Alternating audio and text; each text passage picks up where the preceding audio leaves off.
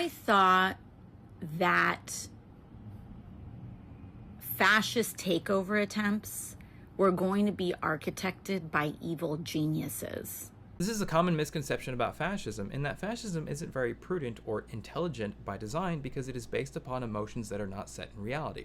These emotions can be an idealized version of the past, like the Roman Empire when it came to Mussolini's Italy, where we get the word fascism from. It can be the German Empire when it came to Germany, and it can be the 1950s America or the 1900s America when it comes to Make America Great Again. Another common emotion is anger. Fascism will direct anger and disenfranchisement that people have towards those in power towards minorities, typically being Jews, communists, or immigrants. And oftentimes when these fascists enter into power, they are checked by intellectual sources because their beliefs are not valid in reality. So what do? They start suppressing dissent. They start attacking the press. They start attacking intellectuals. They start specifically and systemically targeting minorities as well. Historically, this becomes unsustainable because when you have a fascist takeover, usually what the situation is that you have a country where an economy is not doing very well and people start to become disenfranchised. Then a charismatic leader would come up and they would claim that they could fix the economy if it weren't for this one specific minority.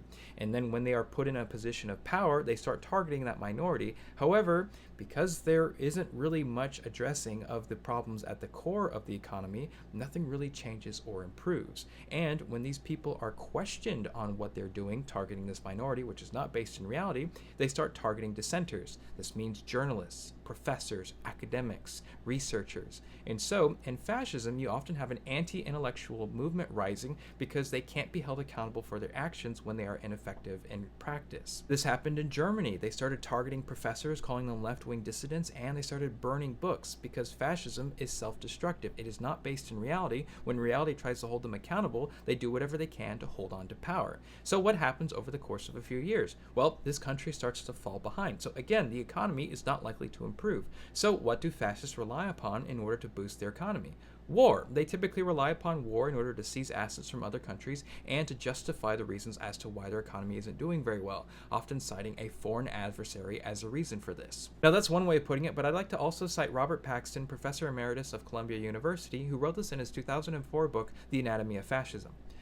Fascism may be defined as a form of political behavior marked by obsessive preoccupation with community decline, humiliation, or victimhood, and by compensatory cults of unity, energy, and purity, in which a mass-based party of committed nationalist militants, working in uneasy but effective collaboration with traditional elites, abandons democratic liberties and pursues with redemptive violence and without ethical or legal restraints goals of internal cleansing and external expansion. Now, since 2021, Robert Paxton has defined Trumpism as a form of fascism, where they appeal to the grievances of white Americans who feel like they're being left behind by globalization and immigrants surpassing them, and it channels that anger towards immigrants and international trade, preferring isolationist policies and crackdowns on immigration. Now, the reason why Trumpism feels so stupid is because it is largely not based in reality. This idea that the American economy was doing great if it weren't for immigrants completely ignores the fact that the only reason why we were doing so well after the Second World War was because we were the only major nation to not have our agricultural and industrial infrastructure wiped out.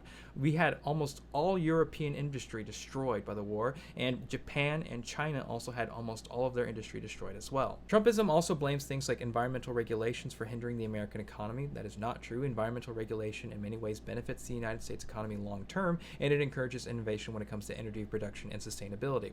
They also like to blame DEI, which again is also not true because it maximizes potential and output, and in many ways broadens available demographics to market to. Trumpism also often blames corporations for outsourcing labor overseas. However, their solution to this is largely deregulation of industry. Deregulation of industry will not stop corporations from outsourcing because that is the most profitable solution in most cases. Trumpism will also often appeal visually to the 1950s and 80s. However, they won't account for the policies and measures that actually created that economy in the first place, instead advocating for lower tax rates when tax rates during the 1950s were much higher than they are today for corporations. Trumpism also claims that immigrants are a detriment to the economy, when in reality, immigrants are the main reason why the U.S. remains competitive, not just on the lower end when it comes to the service industry and agriculture, but also on the upper end when it comes to things like tech and medicine.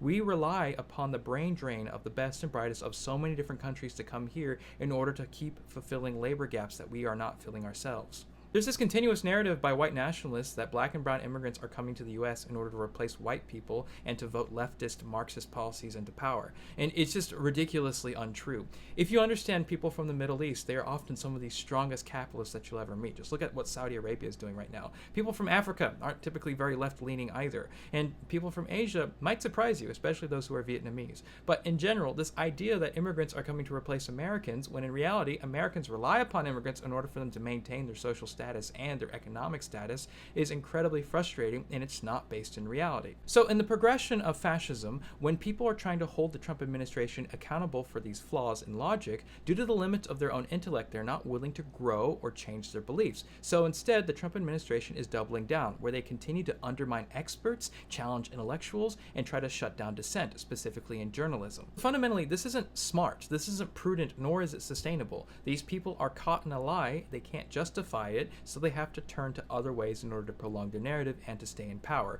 That means avoiding the truth, that means punishing dissent. And this can exacerbate over time to where you have full-on fascism, full-on authoritarianism, a perpetual war, or events like the Holocaust.